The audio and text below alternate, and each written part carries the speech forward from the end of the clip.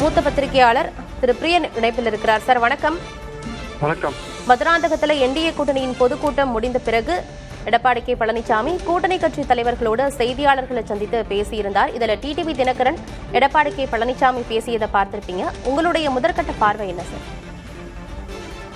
அதாவது தேர்தல் கூட்டணி ஒரு திடீர் ஒரு திருப்பங்கள்லாம் வர கூட்டணியா கூட மாறுறதுக்கு வாய்ப்பு உண்டுன்றது இப்போ தினகரன் அதிமுக கூட்டணியில என்டிஏ கூட்டணியில சேர்ந்துக்கிறது நம்ம காமிக்கிறது.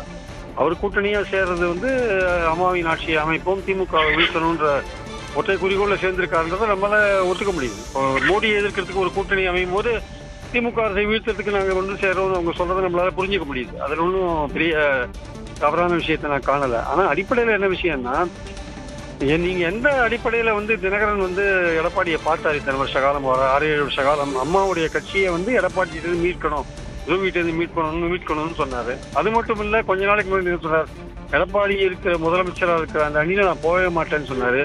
நான் என்னென்ன தற்கொலை பண்ணிக்க சொல்றீங்களான்னு கேட்டாரு. ரொம்ப சீரியஸா அவருடைய ஓட் பேங்க் எப்படி இருக்குன்னா, அது எடப்பாடிக்கு எதிரான ஒரு ஓட் பேங்க் அவர் கிரியேட் பண்ணி வச்சிருந்தார். அதுதான் அவருக்கு 21 அவருக்கு அந்த ஓட் பேங்க் தான் அவருக்கு ஓட்டு போட்டுது. அதனால தான் அதிமுக கூட்டணி 20 இடத்துல தோற்றுது.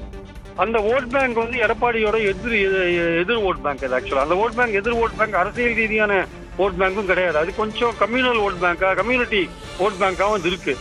அதனாலதான் அந்த கம்யூனிட்டி எடப்பாடி மேல கோபமா இருக்காங்க. அதனாலதான் தினகரன் இப்ப சேர்ந்தது ஜெல்லாகுமா ஆகாதா அப்படின்னு கேள்வி இருக்கு. வைகோவும் திமுகவும் அது அரசியல் ரீதியான ஒரு விஷயமா போச்சு. அங்க கம்யூனிட்டி பேக்கிங் கிடையாது.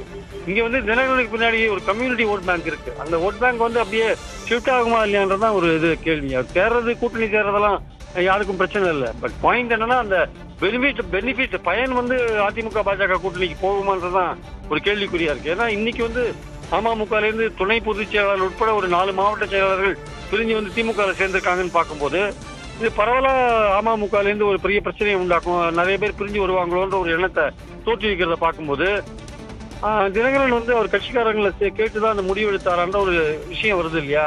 அந்த இடத்துலதான் கொஞ்சம் ஒரு யோசிக்க வேண்டிய ஒரு விஷயமா நான் பாக்குறேன். இணைப்பில் உங்களுடைய கருத்துக்களை தெரிவித்ததுக்கு நன்றி திரு பிரியன்.